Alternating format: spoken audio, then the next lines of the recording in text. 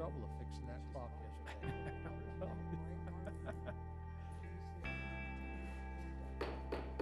We'll call the Apache Junction City Council meeting to order. Invocation will be led by Vice Mayor Wilson and the pledge by Councilmember Waldron.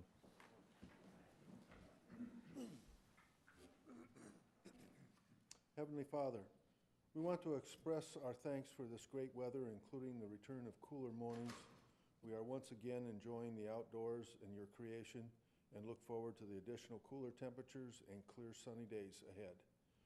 We also ask for your oversight as we and our staff respond to city business. Help us keep this community a great place to live, work, and raise a family. We also ask for your healing hand for our fellow council member, Krista Rizzi, as she recovers from her surgery. We as a community have a heavy heart with the passing of one of our leaders in this community, Lucy Young. She not only loved our community, but she served it very well through the Apache Junction School Board, as well as her commitment to many other organizations in our community. Please be with her, her friends, and the entire community as we celebrate her life and commitment. Finally, we ask for your protective hands for our police officers, firemen, and first responders as they continue to protect and serve us. We extend this to our military members and their families wherever they are serving throughout the world. In the Lord's name, amen. I pledge allegiance to the flag of the United States of America and to the republic for which it stands, one nation, under God, indivisible, with liberty and justice for all. Roll call. Mayor Surtee, Here. Vice Mayor Wilson, Here. Councilmember Barker, Here. Councilmember Evans, Here. Councilmember Rizzi, Your Honor, Councilmember Rizzi will not be here this evening. She had surgery today. Councilmember Struble, Here. Councilmember Waldron. Here.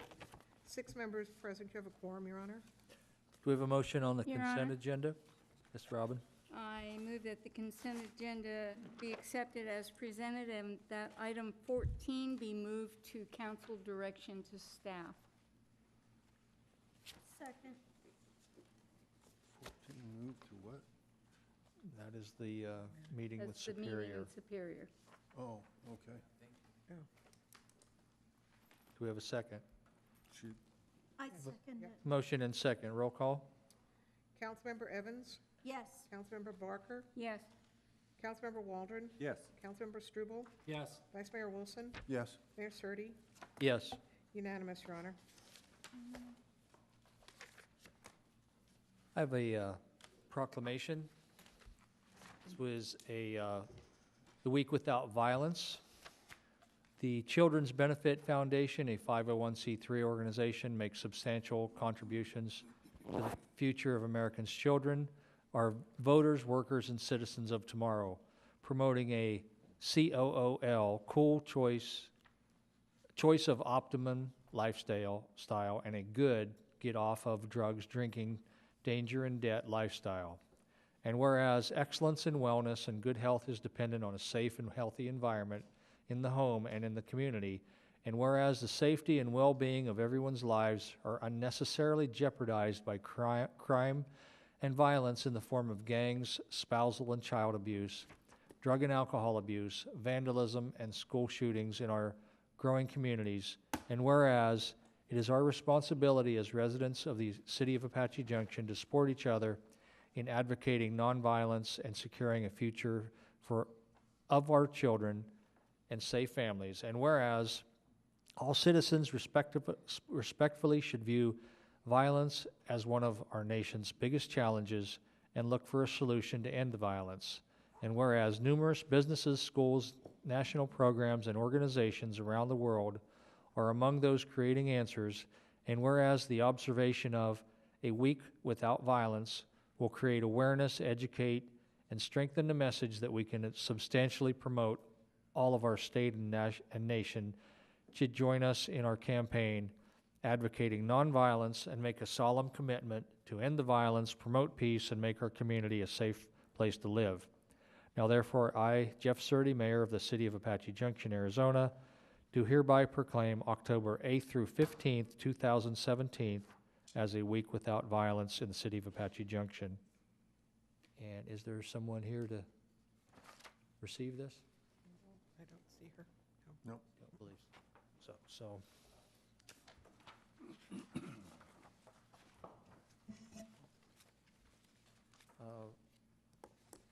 Announcements on current events. Your Honor. Yes, Dave. And this is an unfortunate current event, but last Saturday was the celebration of life for Lucy Young. And it was held out at Mountain View Cemetery, and the crowd was overflow. They had to open a second chapel to get the number of people in there that attended. I'll tell you, if you want to see what kind of an impact somebody had on this community and the number of people she had a positive impact on, it was amazing to look at the people who were there and the stories that they told. It truly was a celebration of life. It was, what she did over the years here and her family and their involvement was just amazing. And there were people, one of the things they did is they asked people in the audience to raise their hand if they had worked for her over the years.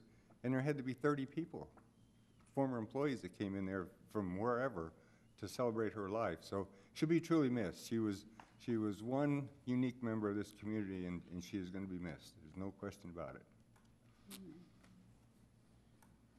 Anyone else? Okay, I want to just thank everyone that came out for the town hall the last week. It was very, very amazing turnout, and people from, some of the people from even Gold Canyon and some of the people were from Florence that came out to help and give their input on it. So I think a lot of good's going to come out of that, and we also learned some lessons on putting a community together like that and how we can do better in the future even.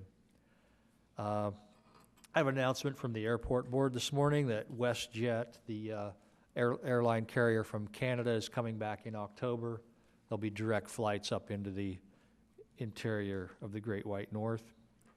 And you probably saw that folks are talking about the influx.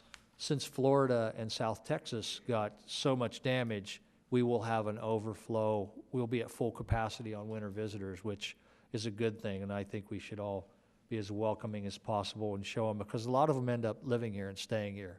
And if not them, then their children do when they come to visit. So I also, it's come to my attention that we have an employee that just hit their 20 years of service. And all of us up here in the council work with this person all the time, and he keeps the city out of trouble, and he keeps us out of trouble and gives us guidance. So I want to give this certificate to Joel Stern for 20 years.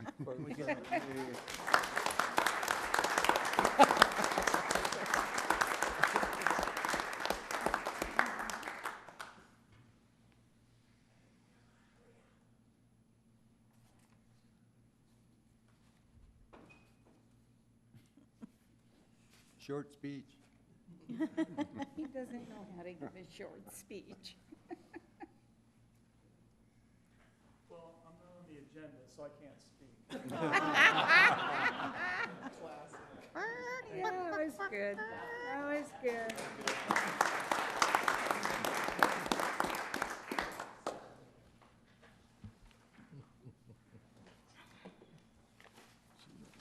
City managers report. Thank you, Your Honor. I really had a delight in seeing that, and Joel knows everything that goes on the agenda, so Joel, congratulations on 20 years with the City of Apache Junction, and thank you for your service. I have a few items to report tonight. With you, Lucy, what many may know is that she, local business owner, small business owner, for over 30 years, the Little Prospectors, 20-plus years as a member of the Apache Junction Unified School District Board, and an original member of the Friends of Apache Junction for 10 years, which is amazing, the amount of service that she's provided. She always said, and this was posted in the Friends of Apache Junction, it's not about the cards you're dealt with, but how you play the hand.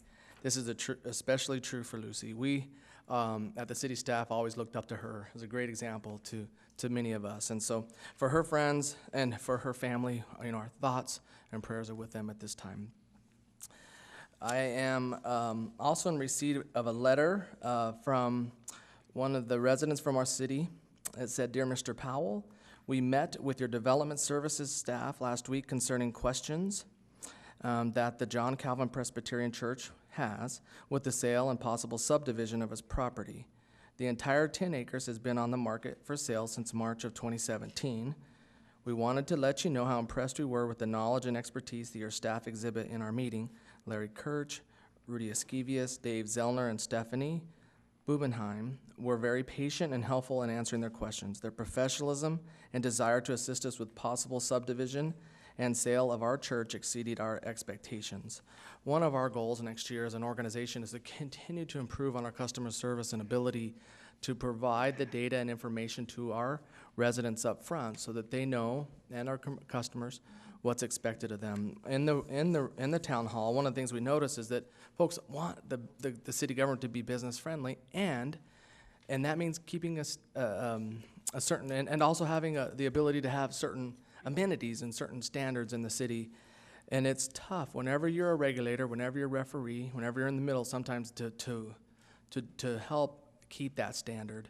And over the next 6 months, as I've talked about and keep sending you emails, we do have code compliance cases. We do have cases where folks are really frustrated about the private property next to them. And so I bring that up in that in order to raise that standard, in order to do that, we need to have a standard. And that means some people may not be happy about the way we may implement that standard, but we offer to our mayor and council the opportunity to legislate and to change that. And that's what's going to be coming to our residents over the next several months, is 6 different major code changes. One of them you started was our subdivision code. And this was a letter from one of the folks who's been working with our staff. And then lastly, before I turn it over to Chief Kelly, I wanted to thank our sponsors who provided all the funds, 100% of the town hall. Thanks to Arizona Water, Salt River Project, Republic Waste Services, Core Construction, Superstition Mountain Community Facilities District, and then the food and beverage sponsors were Los Gringos Locos, Starbucks, and Fry's. And it's very much appreciated as it covered the cost for us to have that opportunity to be with our community on All Day Friday.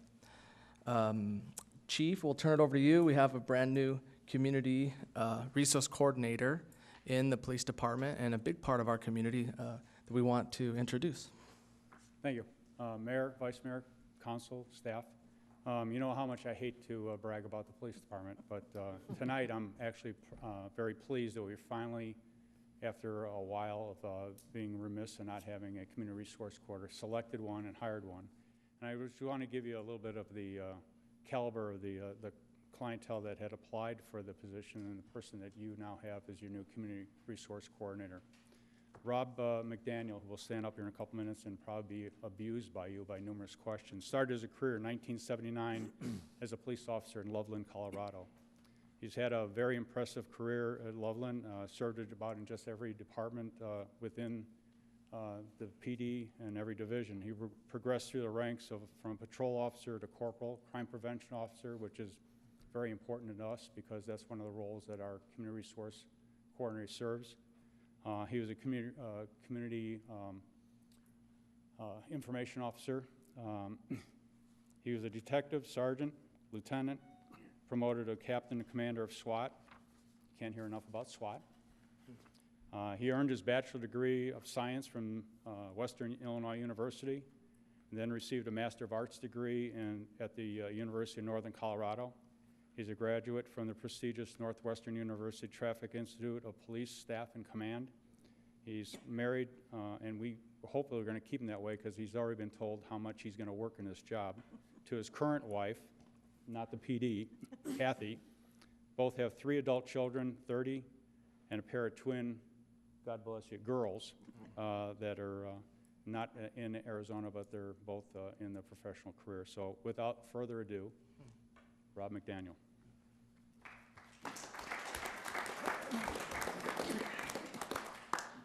Members of council and staff, I'm pleased to be here, and I'll entertain, I guess, any questions you have of me. And Chief's been very eloquent in explaining my law enforcement background.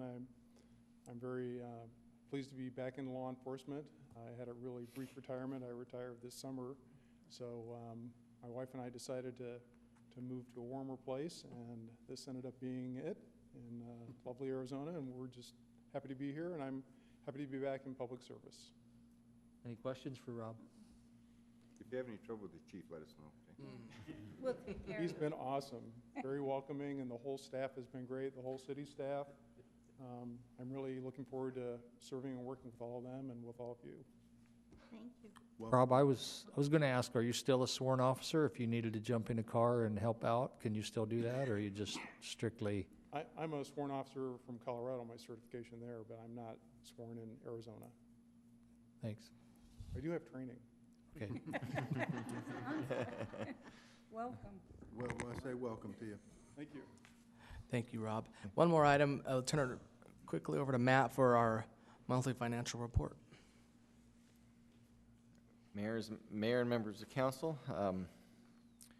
I believe we skipped this over the last month because the first month of each fiscal year is a little weird as we get things figured out of where revenue, if it belongs in last year or this year. So we wait until this time to bring forward a financial report in front of you.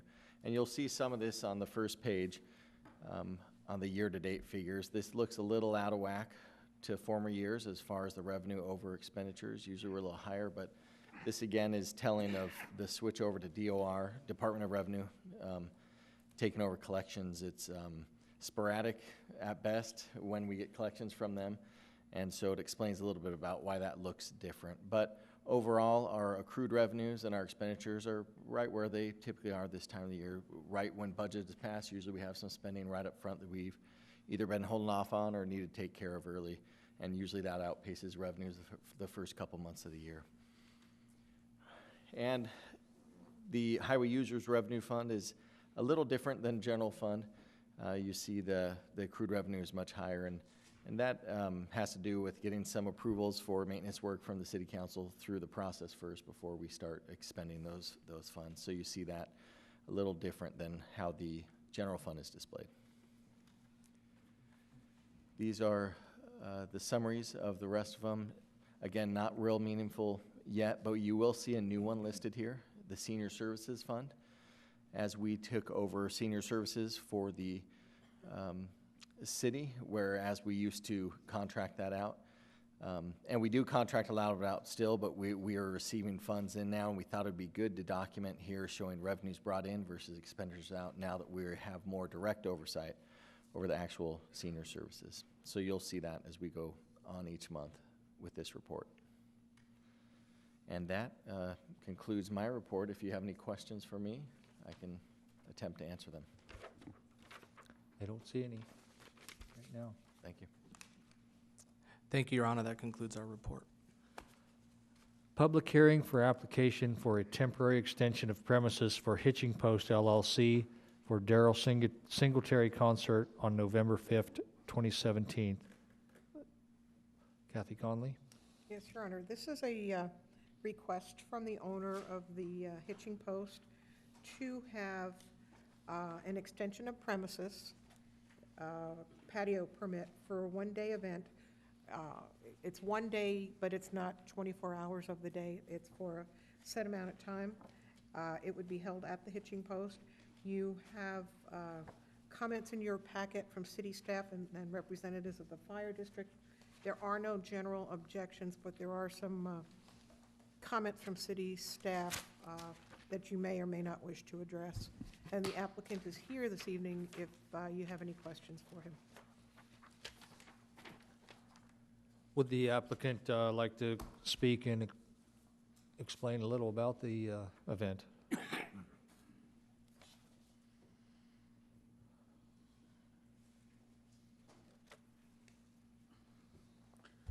Name is Mahmoud Mohyuddin, 2304 North Cortez, owner of the Hitching Post, Apache Junction. I read the email came from Mr. Rudy. There was a misunderstanding. There's two applications are out there, one of them for temporary extension of the premises, and the second one we are working on it for the CUP and the permanent extension of the premises, and that's miscommunication came. And for the event, when we last March, when we submitted all the paperwork, and according to planning and zoning, they say if we submit one time, if we are repeating it or doing over again other events, we don't have to submit the professional drawing every time we have the event. That's why we did not submit. The previous drawing, this have a stage locations, entrance, parking, exit, all that stuff was noted on that reason, did not submit the professional drawing because follow the instruction what previously they told us. And other thing that's they mentioned about the vendors. This lady is over here, she said she's gonna have bring vendors and all that stuff, and I told her, make sure get with the city, make sure you guys have a license. And I saw about 2 days ago, Miss Kathy Conley, and asked her if nobody comes down over there, I will check with you. If nobody reported it, we are not gonna have a vendor. And because they did not approach, they did not get the license, or do have a license, they did not let them know. And if they don't get any information, we are not gonna allow them to do that, the vendors who come down over there. Other than that, everything is going fine. Last time we did Blues Festival. This was a huge success.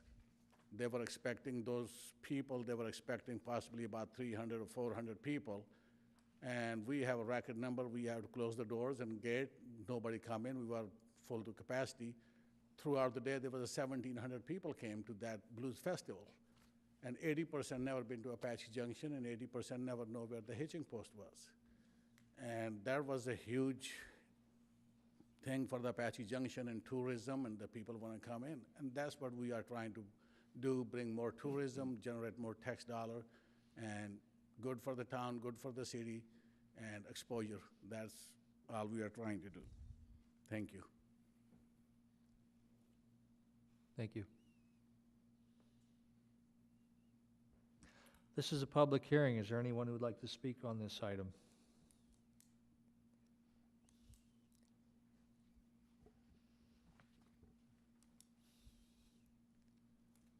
Good evening, council and staff. My name is Bonnie Scarland. I live in 1925 North Cortez, and I am object to this amendment and letting this happen.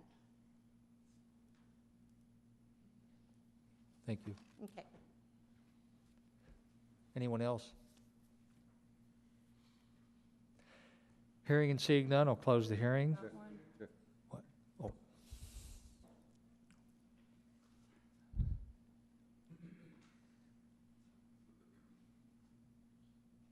Mr. Mayor, members of the City Council, and members of the city staff.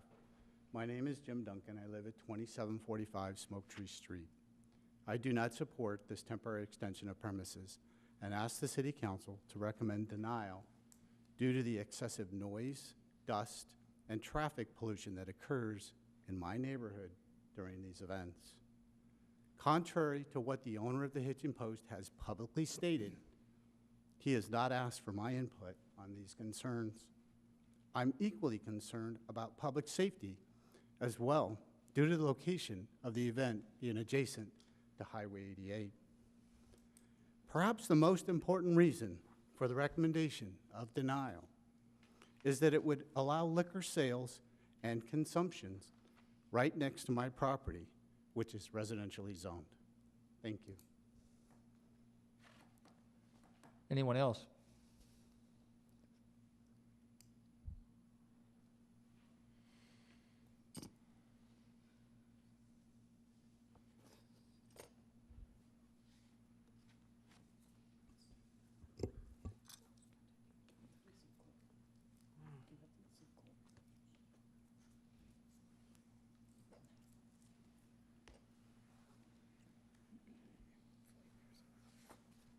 Mr. Mayor, members of the City Council, and members of the city staff. My name is Bambi Johnson, and I live at 2319 North Cortez Road. This private event starts at noon and lasts until 5 p.m. and will have the amplified outdoor music that will include liquor if the extension of premises is approved. I am here tonight in an attempt to educate the City Council that if a recommendation of approval is given for this agenda item, It would constitute an approval from the City Council of a zoning violation. The area for this application is surrounded by a large wall structure located next to State Highway 88, known as Apache Trail. This area includes 3 separate parcels of land, 2 of them being small pieces of those parcels which are also a part of the dash-in storage business, and 1 parcel that is simply a vacant land parcel. I do not support this extension of premise and ask that the City Council to please vote no on the application of temporary extension of premise request and submit a recommendation of denial for the following reasons. The parcels of land identified to be used for the extension do not have an allowable land use according to the city zoning code without an approved CUP, and they have already been used for a temporary land use event which occurred on March 12, 2017. This second private event will constitute a violation of the City of Apache Junction zoning laws as stipulated in Volume 2, 1-6-23, Temporary Uses and Structures. The location of the city zoning code goes on to further define this violation in paragraph A. No temporary uses may be established prior to city issuance of an appropriate permit in accordance with the following. Conditional use permit, temporary business uses and/or structures identified in Table 6-3 shall require a CUP approval by Planning and Zoning Commission. Administrative use permit, temporary business uses and/or structures identified in Table 6-3 may be approved by the director through an issuance of an AUP. An AUP shall be valid for up to 1 year and shall be subject to the location and time limit standards provided in Table 6-3. Only 1 temporary use permit shall be permitted for a single parcel of land at any given time. Table 6-3 reads, private events is a maximum time frame of 4 consecutive days per specific event per calendar year. I know that some of you may say that this second private event is allowable under the City Code Volume 1, Chapter 8 events process. However, that ordinance is in conflict with this zoning code. The Volume 2 zoning code has a provision that helps to regulate the type where there is a conflict, where it states, Volume 2, Chapter 1-1-3, applicability, subparagraph D, relation to other regulations where conflict occurs between the provisions of this ordinance and any other city ordinance, chapter, resolution, guideline, or regulation, the more restrictive provisions shall control. And I'd also like to point out that in the definitions of the city code, the word shall is always mandatory and not discretionary. I thank you for your attention. Gentleman here.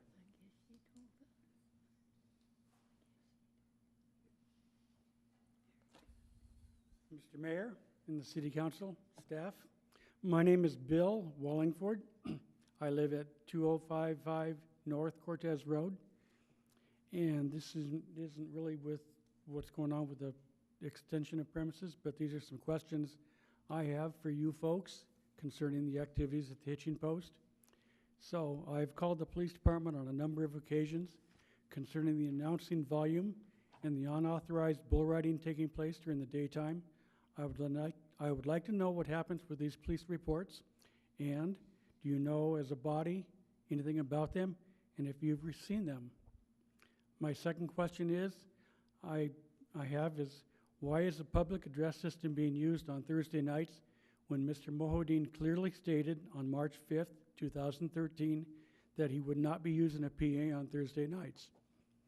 My third question is, why is the Hitching Post being allowed to hold bull riding events during the day when it clearly states in his Second Amendment to the Economic Development Agreement between the city and himself that the bull riding will only take place on Thursday and Saturday nights between the hours of 8 and 10 p.m.? And lastly, why is there a semi-truck stop being allowed on his B1 commercial property when it states in the city zoning code non-residential use regulations retail trade category, Table 1-5-3, that no semi-truck stop will be allowed in the B1 commercial zone. As the governing body of the City of Apache Junction, I feel it is your obligation to answer these questions and to deal with these issues with appropriate action in a timely manner. But certainly, all of this could go away if you, as a city council, would tell Mr. Mohadeen to apply for a conditional use permit, as many of your staff members have suggested that you do. Thank you. Anyone else? Hearing and seeing none, I will close the public hearing and discussion. I have some questions for Yes. Rudy. Yeah. Or Larry, either one. You were looking too comfy sitting there like that, so. In the copy of the email that we have from September 6th, where you stated nine different items concerning this extension of premises. One, it's not on the Hitching Post property for their development agreement, correct, with the city? Correct. This is Mr. Mohadeen's property. Yes. But it's really not a part of our development agreement That is at correct. all. Understanding that city staff has talked to Mr. Mohadeen numerous times about applying for a conditional use permit, so we didn't have to go through this with every event that he would like to have, but that hasn't happened yet, correct? It happened once, and the conditional use permit was approved by Planning and Zoning Commission. It was appealed to the City Council, and when it was going through the City Council process, for reasons that Mr. Mohadeen can explain better, he withdrew his CUP request, so therefore no CUP was ever officially approved. When was that? A couple of years ago. Yeah, but recently? Recently, there haven't been any new CUP applications submitted. We've talked about it, but we have not received one recently. So in the past, have we done extension of premises for an event on property that is not listed as an event? Yes. Type venue? Yes, So we ma'am. have done that, okay. Concerning the volleyball gazebo and waterfall that's on the property that we had no, once again, knowledge of this being placed. Has anything been addressed on that issue yet? Well, I think that's the item of miscommunication that Mr. Mohadeen mentioned a little earlier.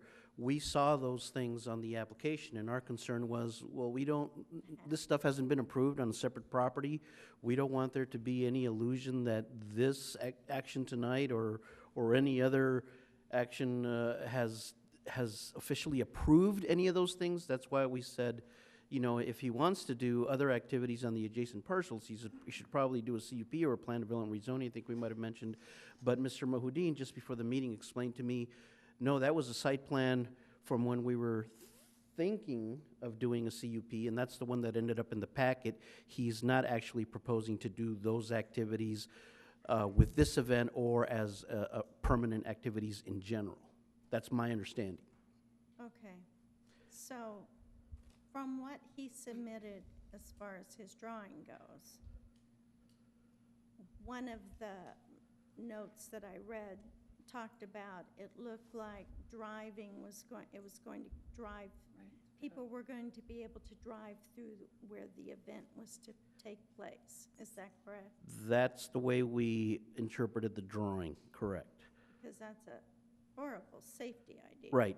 The property does have other entrances, but on their drawing showed that as an entry point. Okay. I don't have any more questions for him, but I do for the chief. We'll do it now then. Nah, just yell at me. It's okay.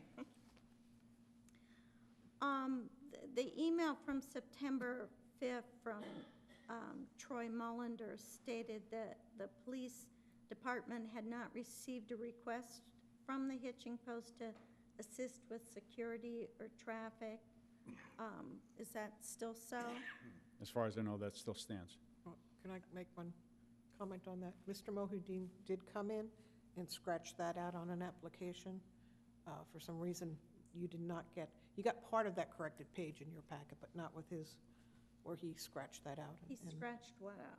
the reference to where it says AJPD, where it says Hitching Post Security, he did black out AJPD. So on the official document that the city clerk has on file, it's, Okay, He but, deleted that. okay, okay, because what I'm looking at We're is the looking at- September 5th email from Troy Mullender to Janet Mason. Mhm. So as of that time, Well, as of that time, that's correct. But I just wanted to clarify that question number 11 that's on the application deals with security for alcohol sales only. It has Not for nothing to do with, traffic or- no, it has nothing to do with No. that. okay. but on your official, on not line 11, AJPD has been scratched. Just for that question number 11, but it doesn't address any kind of traffic control or traffic restrictions, anything like that. Okay. Okay, you can sit down now. Thank you. But just for your clarification, there hasn't been any communication about any security. About any security or any police and Not that I'm traffic aware or of, no. nothing? Thank you. So the recommendations that came from planning and zoning here, I mean, there are 8 very specific recommendations on lighting, on sound, on checking with the police to discuss any safety or circulation issues that might arise, and having sufficient porta-johns, et cetera. Have all of those been addressed with Mr. Mohudin? I believe Mr. Mohudin gets copies of the recommendations that are made by staff. The one that came from you, absolutely. Yes. They're, Councilwoman Barker, they're pretty standard Yeah. things that we mentioned before, not only with regard to Mr. Mohudin's property, Right, but we with do other this properties with everyone, that but hold we similar usually events. do ask them if they have read this and if they have done these things, et cetera. I have not So- personally spoken to Mr. Mohudin up until this evening, but we have communicated about these issues in the past. Every time he holds an event, we talk about the same things, basically. Okay, thank you. Any more discussion? I have a comment. I think I'm very awed, is a good word, by the knowledge of the folks who came up to the podium, reading off the codes, et cetera. Larry, were the readings of those codes accurate? And do they apply as was stated? You're the zoning administrator. So I have, You're the attorney. and again, people disagree with this, but the way we've handled requests for these special events is we treat this property no different than we treat another property. Correct. So this property is Zone B1, just like perhaps a VFW hall that they have outside events. They have tailgate parties for Super Bowl. They come in and they might go through the special event process and the special event or the other liquor license. There's two different processes for the liquor license, whether you're the owner or you're a nonprofit. So I have opined, and people can challenge that through the Board of Adjustment, that they can have up to 4 events a year. So on average, it's been maybe 1 or 2. And I think after that, I said it's going to need a conditional use permit. So as we are looking at the code through the Planning and Zoning Commission through the fall and winter, If there are inconsistencies with the code internally, again, whether there's a consistency between Chapter 8 and the zoning code, those are things that are all available for folks to look at. But as far as we're concerned, we view this as any other piece of property that is allowed to have a special event. In addition, there was correspondence communication between my predecessor, Al's predecessor, as to who gets what. So Christmas tree sales, things like that, we'll do an AUP. I haven't processed a Christmas tree sale in the 3 years I've been here, or pumpkin sales. So those were AUPs. The special events have been going through the PIO's office, and there's a separate process for those, but none of them, I've never issued a administrative use permit for one of these type of events. Does that hopefully answer your question? Again, that's not to say that some of these processes can't be looked at or examined. Okay, thank you. Can So, I add, Larry? I'm sorry. I was just gonna, so when you reference the B1, Mm-hmm. that, is that just for the Hitching Post proper, or is that for the vacant parcels where he wants to hold the event? There's too? 5 parcels. They kind of overlap when you look at where fences are and things like that. The house is zone B1. Right. We could use that. But Yes. so the parcels where the extension of premises want to go is also considered B1? All of the 5 parcels that Okay. he owns are B1. Okay. Yes. Yes, just want to, this is an application for a temporary extension of premises. It is not a special event, it is not a civic event, it is not a community event. It has no relationship to Chapter 8 of the city code. So, In this case, in the past, we have run events through there. That's because there is no nonprofit involved? Is that, no, you're saying that previously, anything that went through the committee didn't need to go through the committee? that's something that you'd have to discuss with Al. Okay.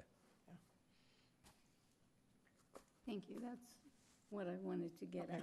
All right. Thank you very much. I was just trying to get that information out there. Thank you. Anything else? Then I'll call for a motion. Honor, Yes.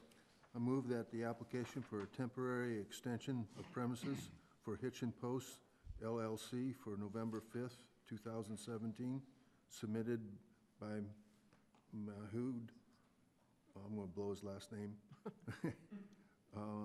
Mohedin, be recommended for approval to the Arizona Department of Liquor License and Control. I'll second it. I have a motion and second. Roll call? Councilmember Waldron, No? Councilmember Evans, No. Councilmember Struble, Yeah. Councilmember Barker, Yes? was that a yes? Yes. Thank you. Vice Mayor Wilson, Yes. Mayor Surtee, Yes. 4 in favor, 2 opposed. The motion for approval carries, Your Honor. Public hearing for proposed resolution number 17-27, case SD-1-16, request for MHP number 7 LLC for approval of the final plat map for the proposed 115-lot Boardwalk Estates Subdivision. Rudy? Thank you, Mr. Mayor. Loaded yet, Rudy? Let's not find it here. Is that this one? Yeah, he's got his own folder called Rudy.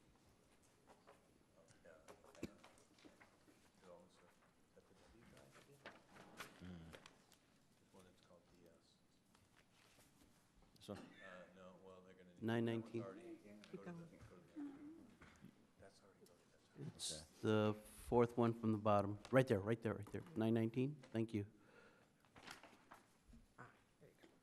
Thank you, Mr. Mayor, and good evening, Mr. Mayor, members of the council, ladies and gentlemen.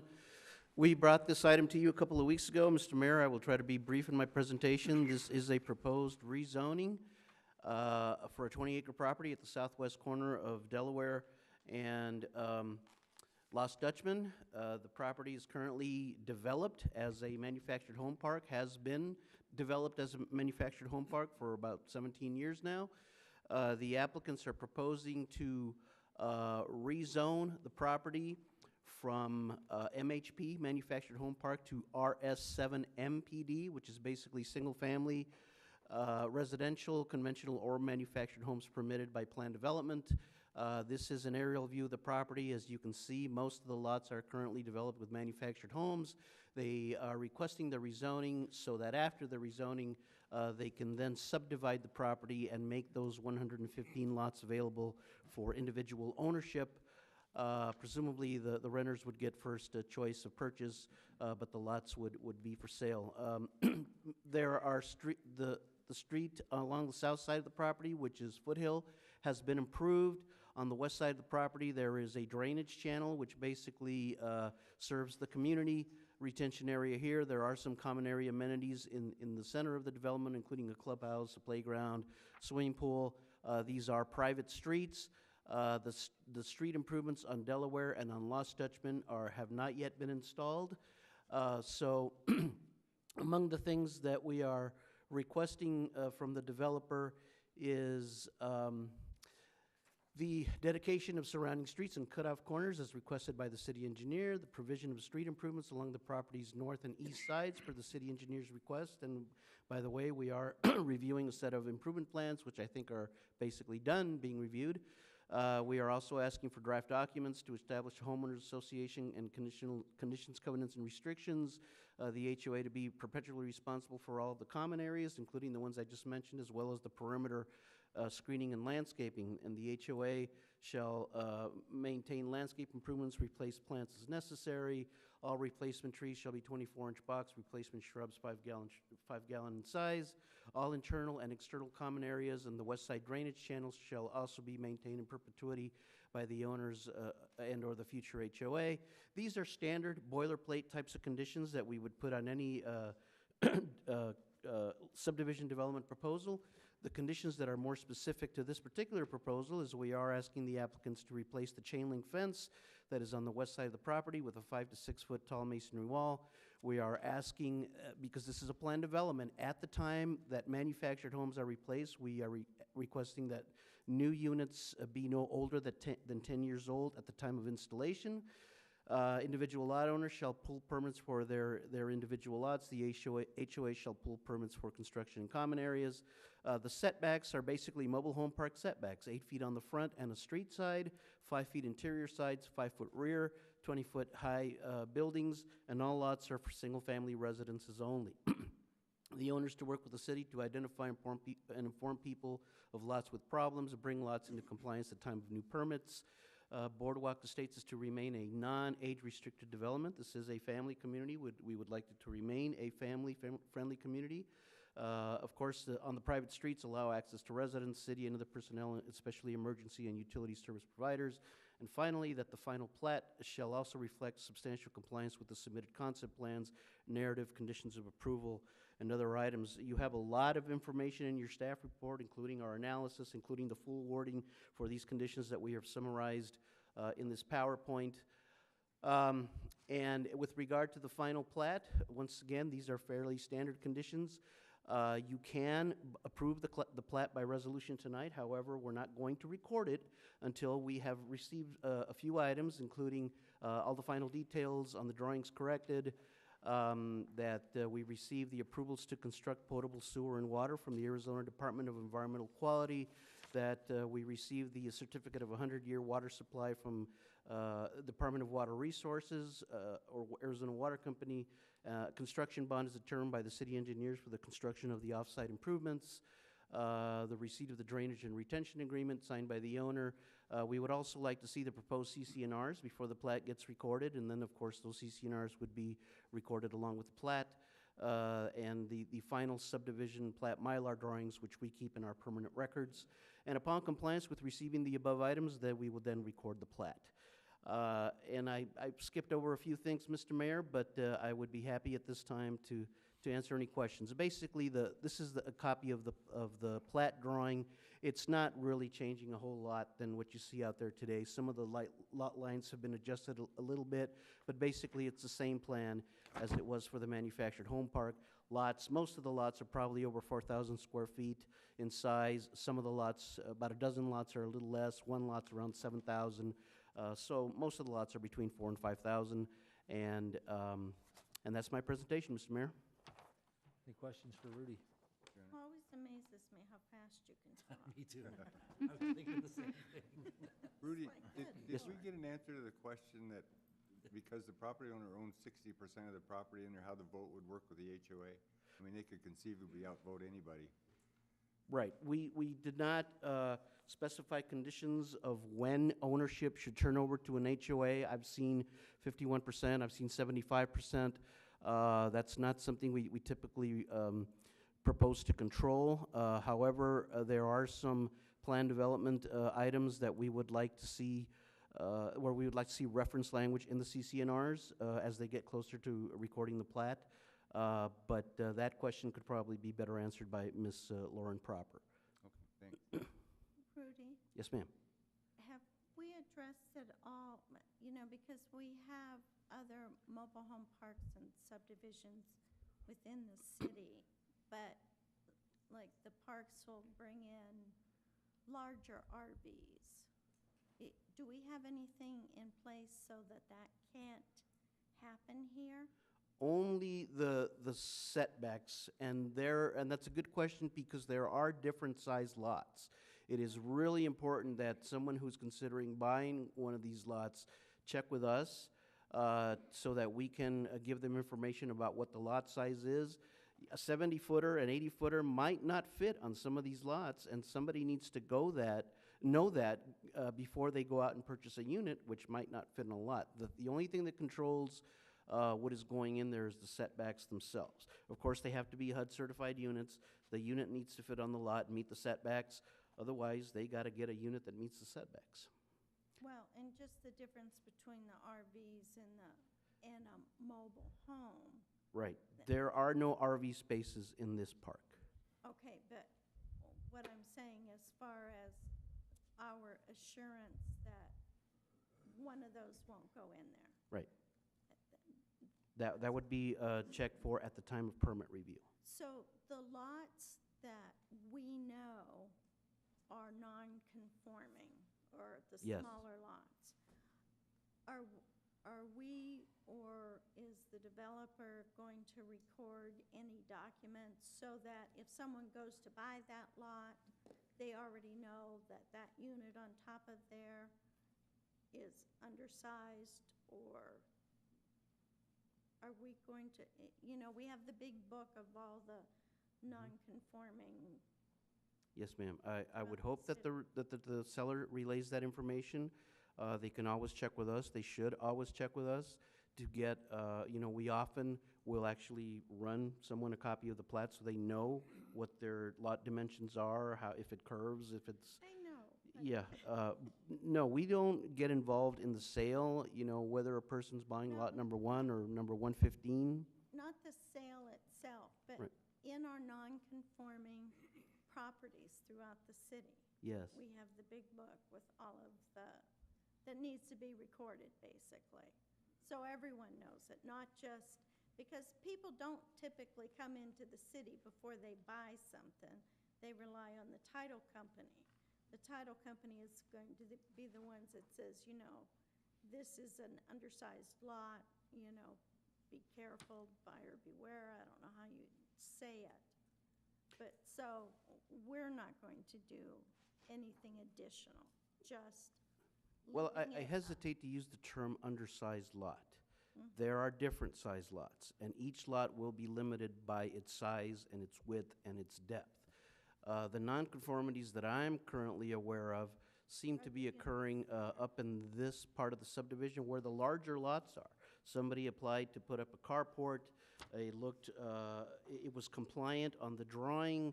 the building inspector goes away, the carport gets bigger. That's how you end up with a nonconformity a lot of times.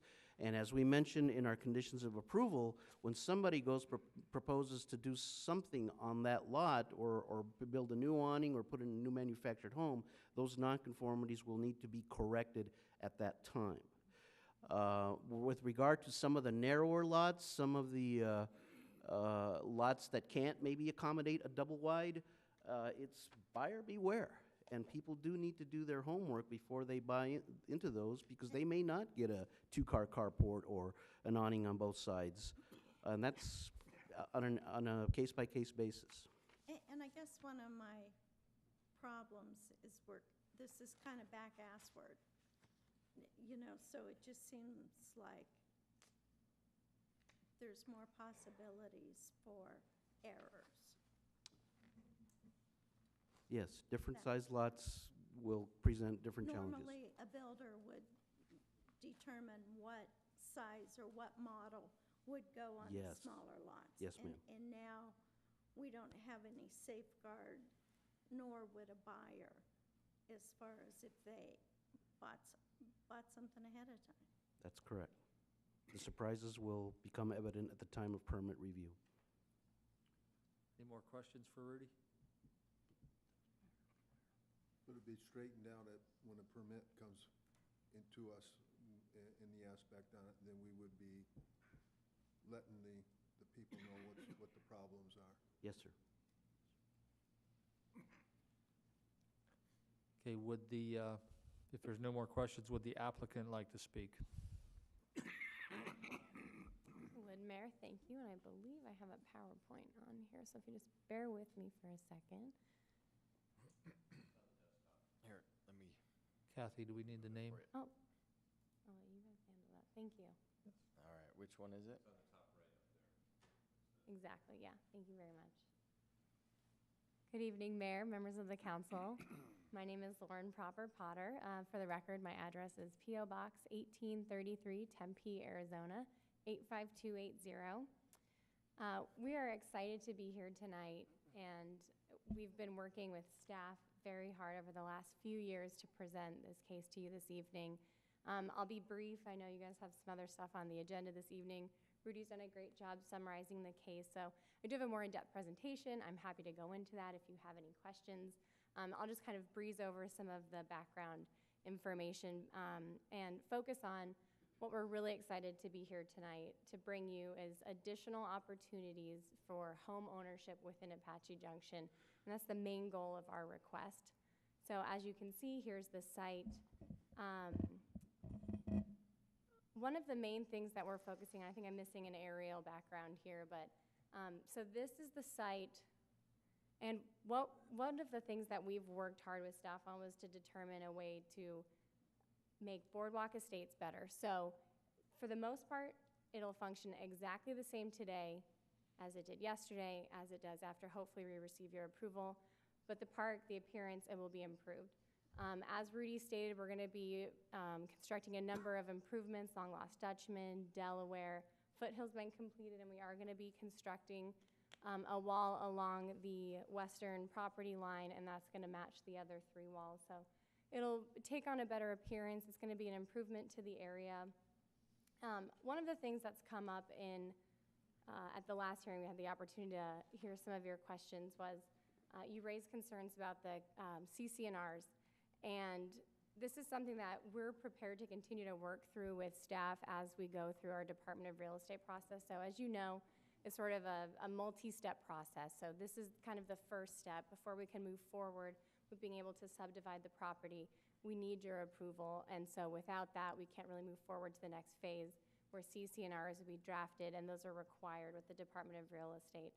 And then I have some additional concerns that were raised this evening were regarding notice to future property owners about what their requirements would be, some of the setbacks. We're happy to have a condition of approval added that would require some kind of notice to be recorded against these properties so that future property owners are aware. We fully intend to work with the property owners that come in to make sure that everything is going to work out, their homes will fit. So it's going to require a lot of work together. And part of that process is working with staff as well through the permitting phase of getting new manufactured houses in. So I'll be brief, I think even briefer than Rudy. And just with that, I wanted to say thank you for the opportunity this evening. We're so proud to be here. We've had unanimous support from the P&Z, and we are also very happy to have staff support. So thank you guys. And with that, I'm happy to entertain any questions you might have. Your Honor? Yes. Could you answer the question about, since the 60% of the properties are owned by Boardwalk Estates, when it comes to the HOA, does that give them 60% of the vote every time for the HOA, or how is that going to work? So, Councilmember Waldron, thank you for the question. We have not formulated all of those nitty-gritty, finer details with the CCNRs in terms of voting rights and how that's going to work. So that's something, ultimately, the Department of Real Estate kind of has the final say in that. They review a draft that you submit with your report. I'm sure you're aware of this. So I won't go too far into detail and bore you with all of that. But so if we'll continue to work with staff. There are a number of items with the CCNRs that we'll continue to work with staff on. So that's not something we have a specific exact answer for you this evening, but it will be a part of the evolving CCNR process. That's fair, thank you. So, is it Silver King's intent with the 60 that they own to sell those, or are they going to continue to rent those? So, and forgive me, I neglected to introduce Keith VanderHout. He is Boardwalk Estates for all intents and purposes, and he's here this evening. So the way that the sale of lots will be sort of carried out in the future would be that, so there's currently 8 vacant lots. So those would be the first lots that would kind of be going to people who aren't residents. And then the rest of those lots would be offered for current residents. So if you had a home in Boardwalk Estates today, you would have the opportunity to purchase your lot. If you didn't want to purchase your lot, that's fine. You can continue renting. So there will be people that are residents now that Silver King owns some of their homes. That won't change it if they own their own homes or not. Everyone will be offered the same opportunity to purchase. Okay, I understand that part of it. But so, according to the internet, there's a loan on the entire parcel. So is the existing loan going to be removed to do lot releases, just like in a subdivision? Is that how they're going to do it? Thank you. So okay, so the existing loan company is willing to do that? If not, we'll just pay it off. Your Honor, he needs to get up to the microphone. I'll bring my client over here. Okay. I think what the answer is, this is Charles Huellmantel for the record, is that we'll have to go through the process potentially of refinancing the property to make this happen. We have to do this in a linear fashion, which may seem uncomfortable. It certainly does to us. We first have to get the proper zoning from you. Then we go to the Department of Real Estate, and they really control what happens next. And we couldn't just on our own come up with CCNRs, for example. We couldn't just decide what to do next in terms of how to break the property up. We'll have to get permission from the Department of Real Estate to do that. As we do that, we'll come back, we'll work with your staff and handle the CCNRs and other questions. At that point in time, we'll have to figure out how to best finance it. We'll reach out to all the folks that live there now and figure out what their intentions are. Figuring out how many people want to continue to rent and how many people want to continue to own is going to help us figure out what that strategy is.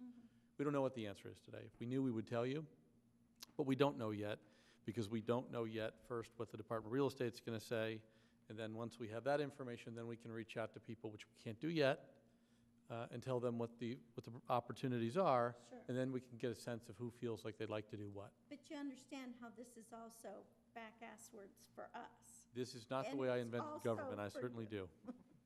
do. No, I understand that, but just trying to, okay, so we go ahead and approve this subdivision. Which we hope you will. Okay, but the Department of Real Estate hasn't yet as a subdivision. Well, they won't necessarily, I wouldn't envision if you guys separate it, and your council can talk about this a little more, it will become different parcels. What the Department of Real Estate will do is look at how it is we sell to people. Right.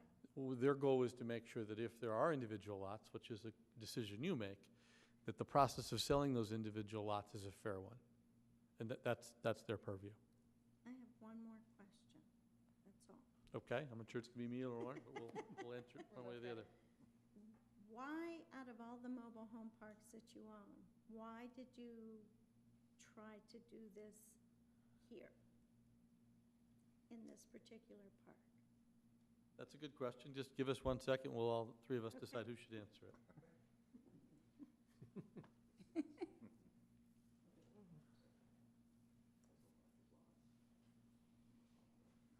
The answer is pretty simple. It's the best candidate.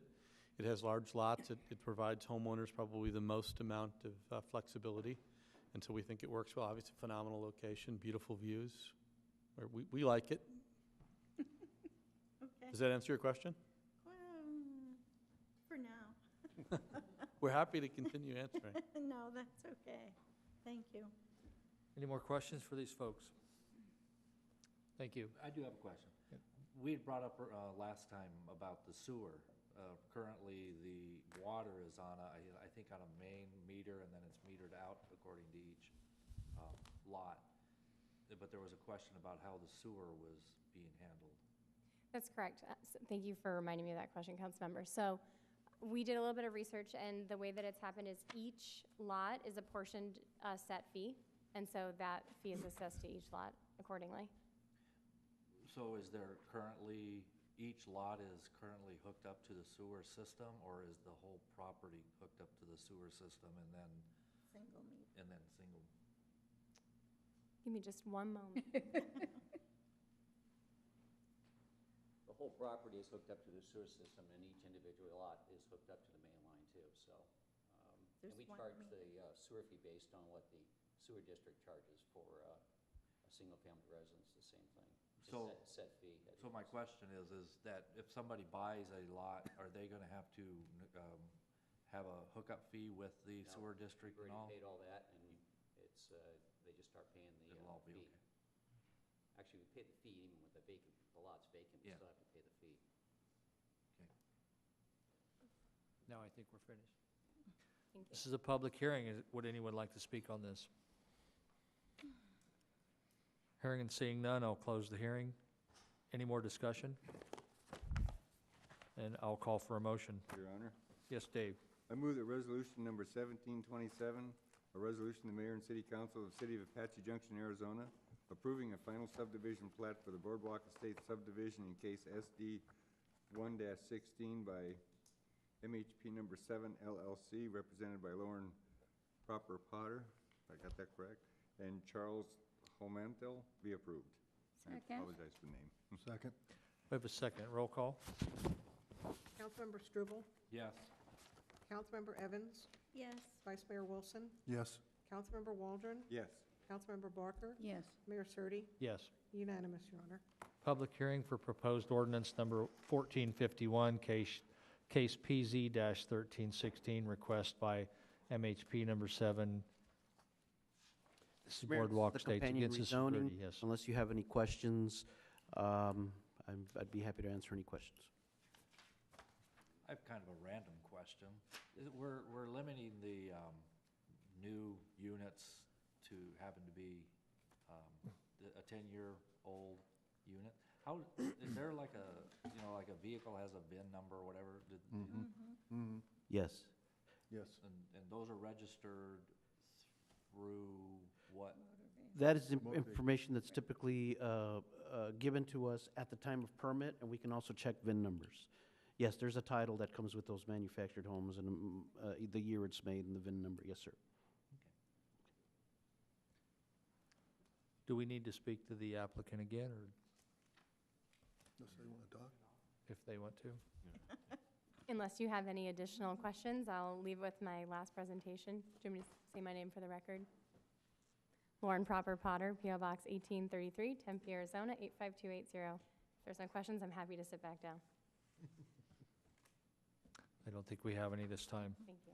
This is a public hearing. Would anyone like to speak on this issue? Hearing and seeing none, I'll close the hearing. Any more discussion? I'll call for a motion. Your Honor. Yes, Dave? I move that ordinance number 1451 be read by title only and reading of the entire ordinance be waived. Second. Motion and second. Roll call? Councilmember Barker, Yes. Councilmember Waldron, Yes.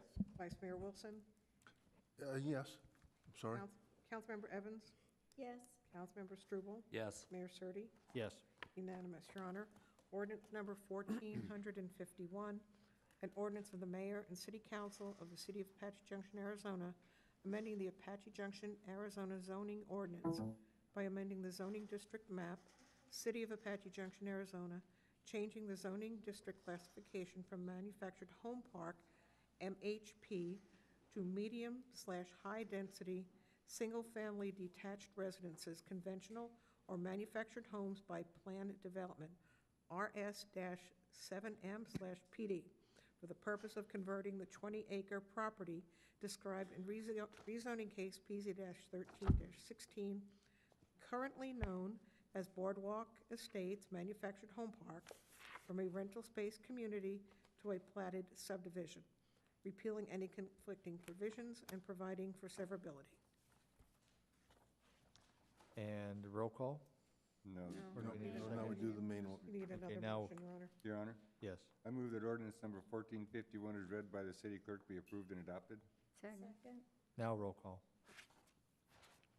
Vice Mayor Wilson? Yes. Councilmember Barker? Yes. Councilmember Struble? Yes. Councilmember Evans? Yes. Councilmember Waldron? Yes. Mayor Surtee? Yes. Unanimous, Your Honor. Public hearing for proposed ordinance number 1449, amending city tax code by changing the fee for the city transaction privilege tax license to $2 annually. Kathy Conley? Yes, Your Honor. I think this is the fifth time you've discussed this particular item. This is the first, it's related to the following two items, but this particular ordinance makes a simple change to the city tax code by reducing what is currently a $50 city privilege license fee to a $2 privilege license fee. And this is only the city's portion of it. If this is approved, it would go into effect on December 1st of this year. All of the requirements that are in state law, the model tax code, our intergovernmental agreement with the Arizona Department of Revenue, and our memorandum of understanding with the Arizona Department of Revenue have been met. And again, this is a public hearing. This is a public hearing. Would anyone like to speak on this? Hearing and seeing none, we'll close the hearing. Any more discussion? And I'll call for a motion. Your Honor, Yes. I move that ordinance number 1449 be read by title only and the reading of the entire ordinance be waived. Second. Roll call? Vice Mayor Wilson? Yes. Councilmember Struble? Yes. Councilmember Waldron? Yes. Councilmember Barker? Yes. Councilmember Evans? Yes. Mayor Surtee? Yes. Unanimous, Your Honor. Ordinance number 1449, an ordinance of the mayor and city council of the city of Apache Junction, Arizona, relating to the tax code of the city of Apache Junction, adopting new transaction privilege and use tax license fees, annual renewal and renewal fees as set forth in the model city tax code, designating an effective date, providing for penalties, repealing any conflicting provisions, providing for severability, and providing for notice. We have a motion. Your Honor, Yes. I move that ordinance number 1449 as read by the city clerk be approved. Second. Roll call? Councilmember Evans? Yes. Councilmember Barker? Yes. Councilmember Waldron? Yes. Councilmember Struble? Yes. Vice Mayor Wilson? Yes. Mayor Surtee? Yes. Unanimous, Your Honor. Public hearing for proposed resolution number 17-21, declaring 2017 amendments to the Apache Junction City Code, Chapter 8. Kathy Conley again. Yes, Your Honor. This is a companion document to your next immediate item. What this does is it takes the attachments to your next immediate item, which are multiple pages, and declares them a public record. By doing that, we don't have to publish all the lengthy attachments 4 times, which is a requirement of state law. And this is something you have done on many other occasions when we've had lengthy documents. It can save the city literally thousands of dollars. This is a public hearing. Is there anyone that would like to speak on this? Seeing none, I'll close the hearing. Any further discussion? And there's none. I'll call for a motion. Your Honor, Yes. I move that resolution number 17-21, a resolution of the mayor and the city council of the city of Apache Junction, Arizona, declaring as a public record that certain documents filed with the city clerk and entitled 2017 Amendments to the Apache Junction City Code, Volume 1, Chapter 8, Business, be approved. Second. Roll call. Councilmember Waldron, Yes. Councilmember Evans, Yes.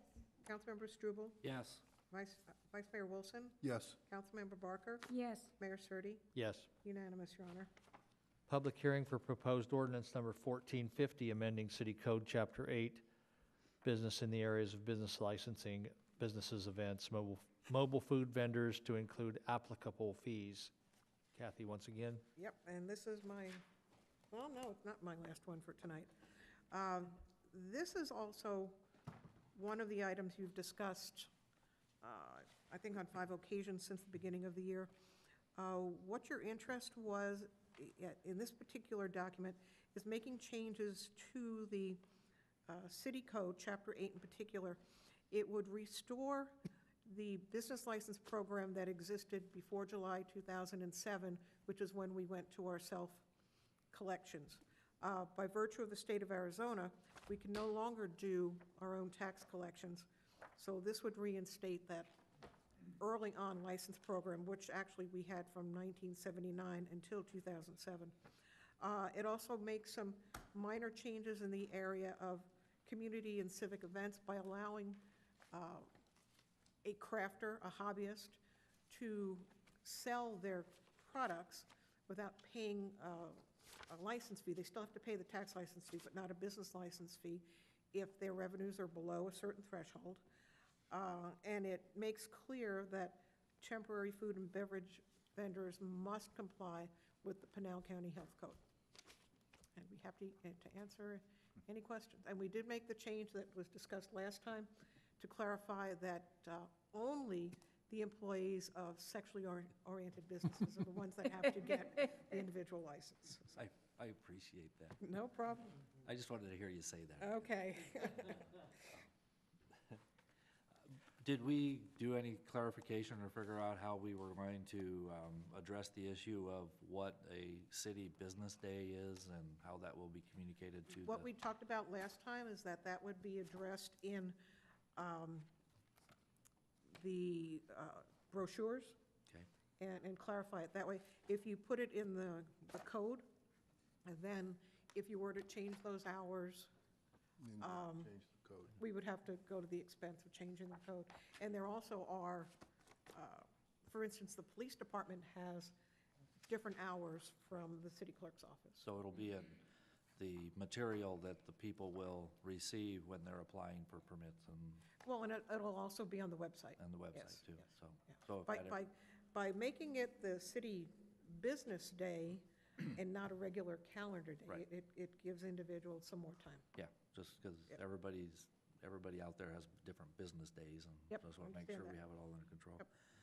Then also concerning the issue of the person who just kind of a hobby, I guess you called it. And the limit is if they produce less than $3,000 for the year. Right. How will we know that? Initially, we will trust them, but if the same vendor appears at 12 events in the course of the year, we will take a look at them, and there's this tool called a tax audit that will come into play.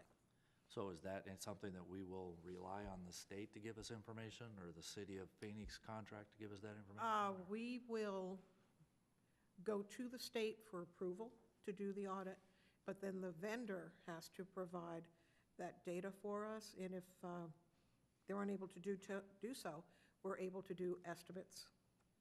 Yeah.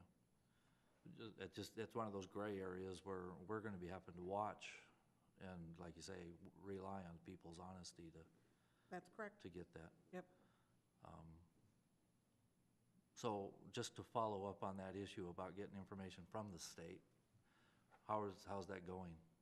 Can I ask that question? On occasion, we get some accurate information from the state, but not always. I have very good people working in my department who are she's a former Department of Revenue staff member. She knows what to ask for in getting information from the state that would be used not just in an audit of a vendor, but in any tax audit. Yeah, because the state is putting out information that they are providing a good service to our communities and to the business owners. And their information is not, well, I'm going to put it on record. It's not correct.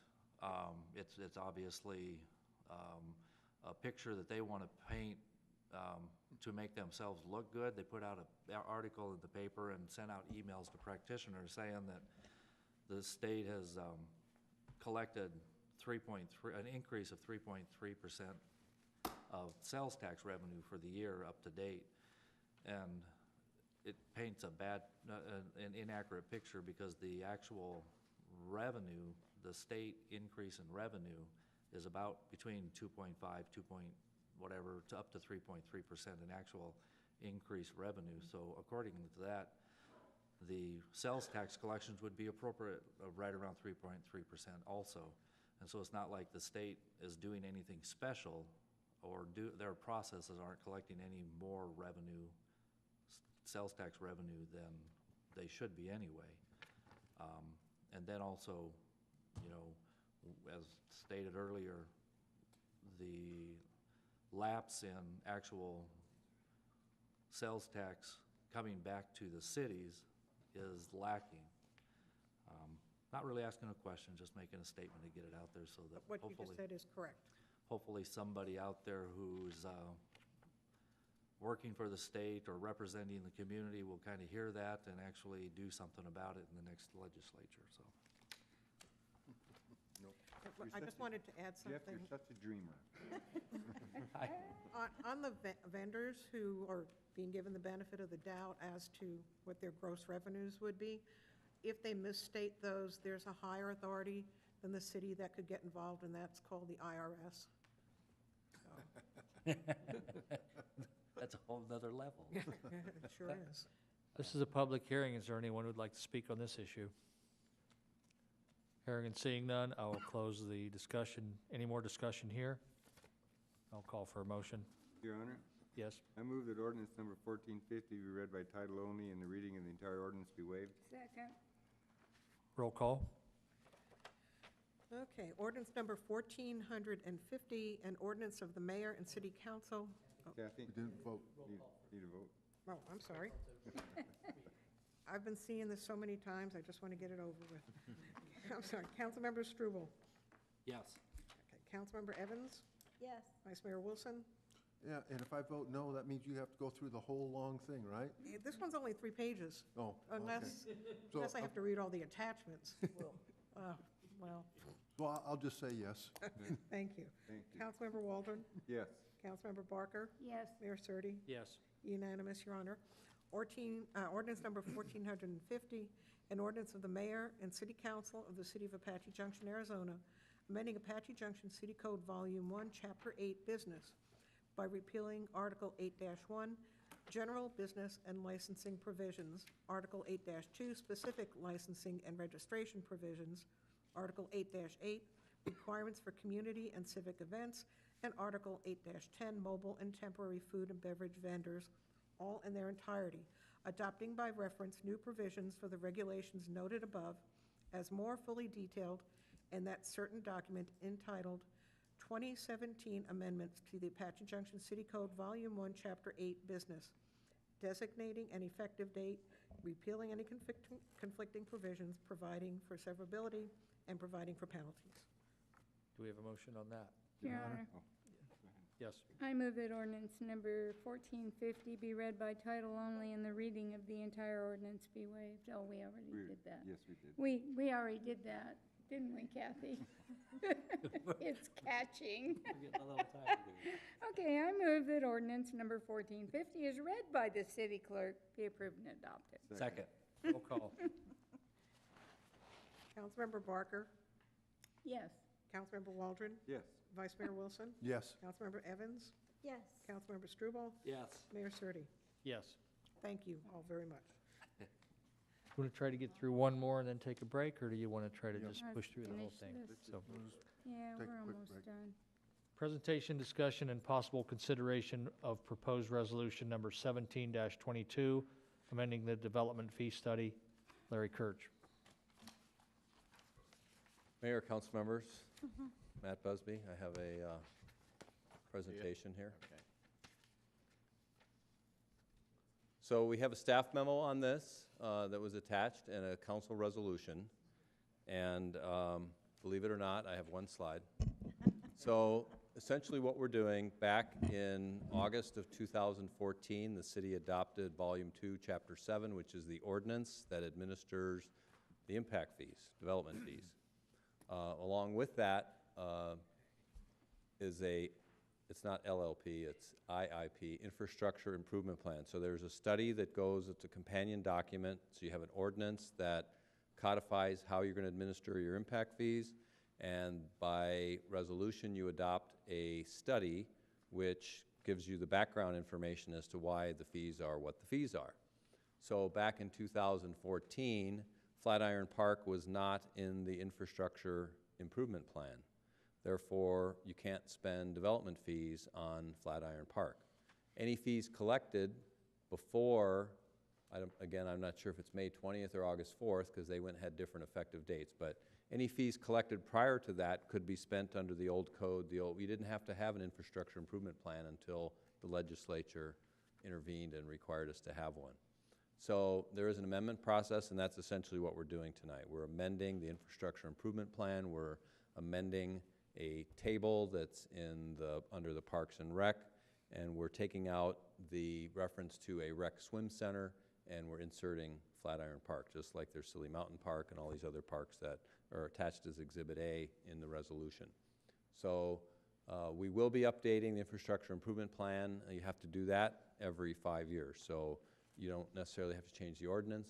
You kind of maybe go through it, but we will be looking at the entire infrastructure improvement plan. But there is a method in the state statute for you to amend the existing infrastructure improvement plan. We're also required to publish a notice. That notice is on the homepage of the website, and I'll answer any questions if you have any. Sounds reasonable to me. Any questions? No. Then I'll No. ask for a motion. Honor. Oh, wait, any questions? Sorry, I did have a third slide. You had 3 slides. I had 3, I'm sorry. Your Honor, Yes. I move that resolution number 17-22, a resolution of the mayor and city council of the city of Apache Junction, Arizona, amending the development fee study, land use assumption, and infrastructure improvement plan be approved. Roll call. Vice Mayor Wilson, Yes. Councilmember Barker, Yes. Councilmember Struble, Yes. Councilmember Evans, Yes. Councilmember Waldron, Yes. Mayor Surtee. Yes. Unanimous, Your Honor. We haven't had a request for a short break, so we'll be right back.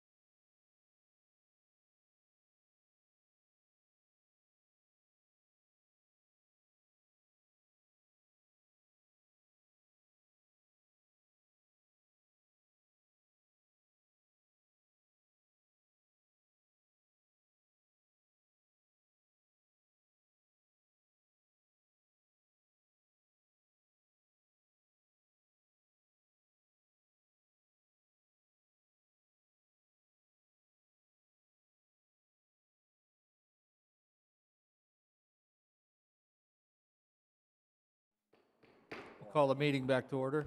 Yeah, it's one So this is about the filling the board positions that are vacant. And a couple things have changed. Kathy is going to explain a couple, and then we're going to state the order that we're going to go in.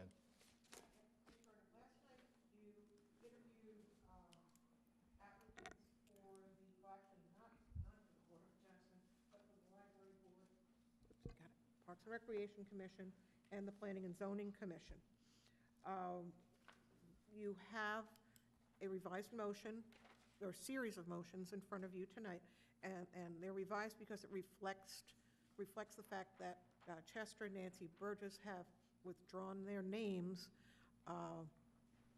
for further consideration, and also from their current positions.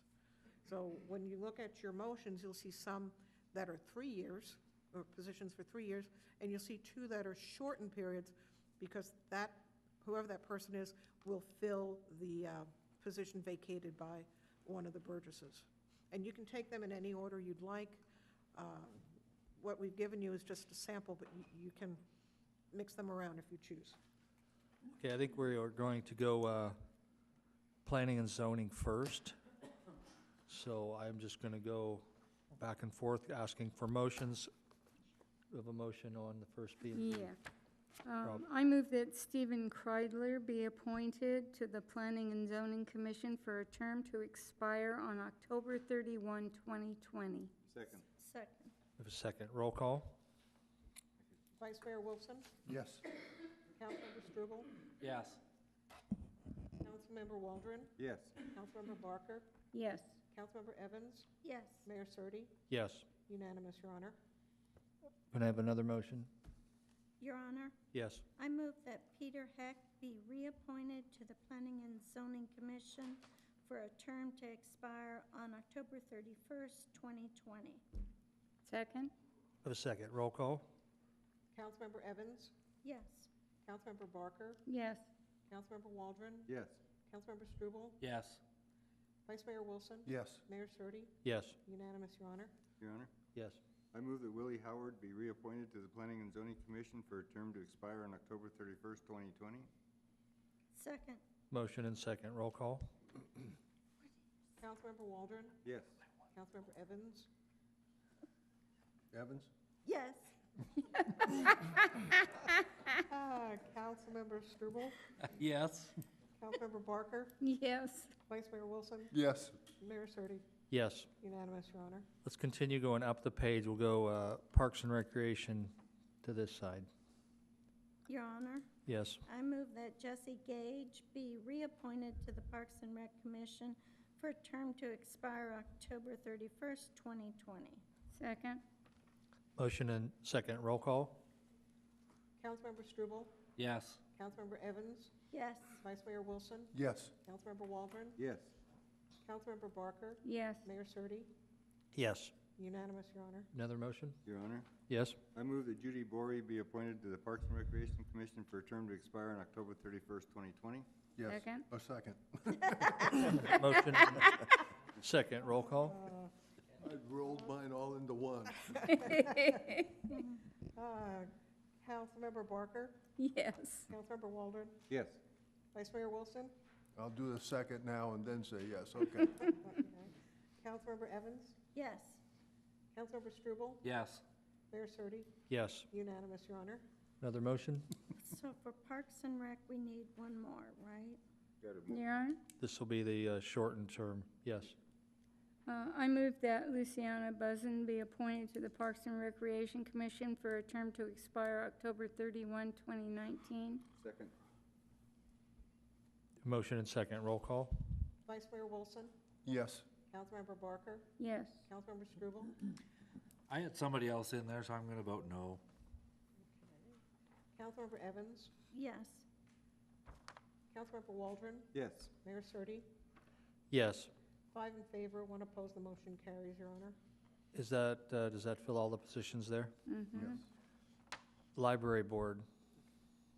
Your Honor, Yes. I move that Braden Biggs be appointed to the Library Board for a term to expire on October 31st, 2020. Second. Motion and second. Roll call. Vice Mayor Wilson, Yes. Councilmember Struble, Yes. Councilmember Waldron, Yes. Councilmember Barker, Yes. Councilmember Evans, Yes. Mayor Surtee, Yes. unanimous, Your Honor. Another motion? Your Honor, Yes. I move that Frank Schoenbeck, sorry, Frank, be appointed to the library board for a term to expire on October 31st, 2020. Second? Motion and second. Roll call. Councilmember Evans, Yes. Councilmember Barker, Yes. Councilmember Waldron, Yes. okay, Councilmember Struble, Which one was this for? I'm sorry, I didn't catch that. Library. No, I know, but which term? 2020. This is the full 2020. term. There- Okay, yeah. okay, yes, Vice Mayor Wilson, they're all pulled. Yes. on this one. Mayor Surtee, Yes. unanimous, the- Your Honor. One more spot. This will be the shortened term. Okay, Your Honor, Yes. I move that Luciano Buzzen be appointed to the Library Board for a term to expire on October 31st, 2018. Second. Motion and second. Roll call. Councilmember Waldron, Yes. Councilmember Evans, Yes. Councilmember Struble, Yes. Councilmember Barker, Yes. Vice Mayor Wilson, Yes. Mayor Surtee, Yes. unanimous, Your Honor. So that leaves us with Board of Adjustment, and there are going to be 4 positions here, correct? Yes. So do I have the first one? Your Honor, Yes. I move that Braden Biggs be appointed to the Board of Adjustment for a term to expire on October 31st, 2020. Second. The second. Roll call. Councilmember Struble, Yes. Councilmember Evans, Yes. Vice Mayor Wilson, Yes. Councilmember Waldron, Yes. Councilmember Barker, Yes. Mayor Surtee, Yes. unanimous, Your Honor. Motion on the next position? Your Honor, Yes. I move that Luciano Busden be appointed to the Board of Adjustments for a term to expire on October 31st, 2020. Second. Second. Roll call. Councilmember Evans, Yes. Councilmember Barker, Yes. Councilmember Waldron, Yes. Councilmember Struble, Yes. Vice Mayor Wilson, Yeah, we're abusing him, yes.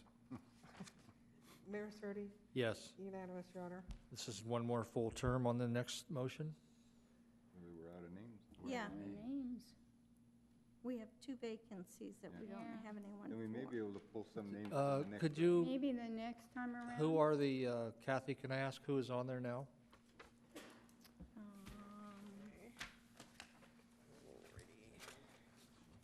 I'm showing.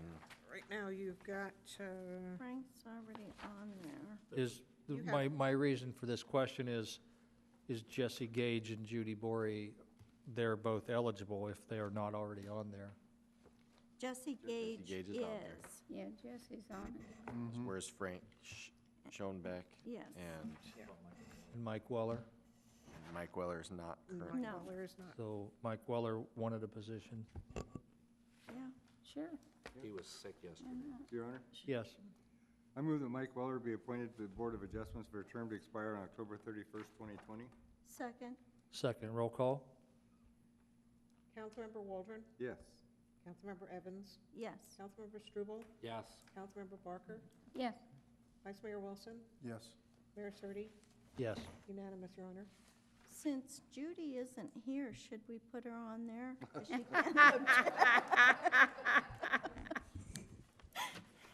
She'd That'll be good teach at her. it. She'd be good and fair That'll at teach it. her.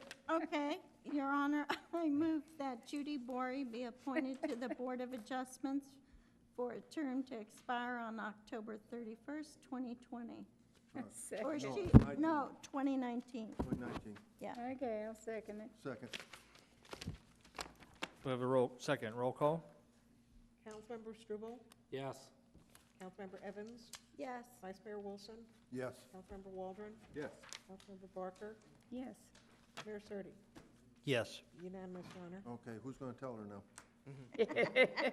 We'll surprise her. Gail is. Do we have a She's- motion on the next council dates? No, we got. No, we have one more. Superior. What? We have council direction, staff number 14. Oh, yes. Direction to staff on item number 14, joint meeting with the town of Superior. Your Honor. Yes. I move that we direct staff to contact Superior and get several dates that they would be available to do this, and places and times, et cetera. Perfect. They did get a November 3rd for us, so I got one date from them, but I'll, Okay. we can get some more. Verify that to say Superior, Arizona, 'cause I don't want to go to Wisconsin. Well, heck. Second. What do you second? Motion and second. Roll call? Councilmember Barker? Yes. Councilmember Waldron? Yes. Vice Mayor Wilson? Yes. Councilmember Evans? Yes. Councilmember Struble? Yes. Mayor Surtee? Yes. Unanimous, Your Honor. Now, can we have a motion on the next set of meetings? Your Honor, I move that an executive session at 6 PM and a work session at 7 PM be held on Monday, October 2nd, 2017, in the City Council Conference Room and City Council Chambers respectively, and that an executive session at 6 PM be held on Tuesday, October 3rd, 2017, in the City Council Conference Room. Second. We have a second. Roll call? Vice Mayor Wilson? Yes. Councilmember Barker? Yes. Councilmember Struble? Yes. Councilmember Evans? Yes. Councilmember Waldron? Yes. Mayor Surtee? Yes. Unanimous, Your Honor. This is a time for the public to express requests, communications, comments, and suggestions. Each speaker must have already filled out a request to speak form and handed it to the city clerk before the end of the city manager's report. All issues shall be presented in a professional manner without personal attacks. Under the open meeting law, the council cannot engage in discussion on the issues presented, but may respond to criticism and may direct staff or follow up with the speaker directly and/or place this matter on a future agenda for council discussion. There's a 3-minute time limit, and I have one, is George Schroeder.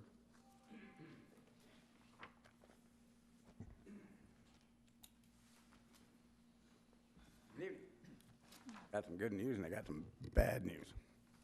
First, I told I'm George Schroeder, We need your 2444 West Virginia, Apache Junction. I was pleased to know that I'm eligible for and invited to run for the Superior Court Level 1 Justice of the Peace position that's coming up in 2019, I believe is what it is. I can't tell you what kind of music that is to my ears. Anyway, my main mission is going to be to set this city straight. We're going to get rid of the crackheads and the drug addicts. We're going to get rid of A, B, C, D, and you're not going to have a choice. Okay? You're not going to have a choice. Now, congratulations, Joe, on 20 years. I'm sure you've seen a lot of stuff that's not good. Anyway, as per my mission, I've already filed papers for the disbarment of Eric Yuba. Next will be Mr. Hazel. I already set the papers in there. Okay? I told you to get rid of him. This wasn't asking. I've given you an oral indictment over the last year.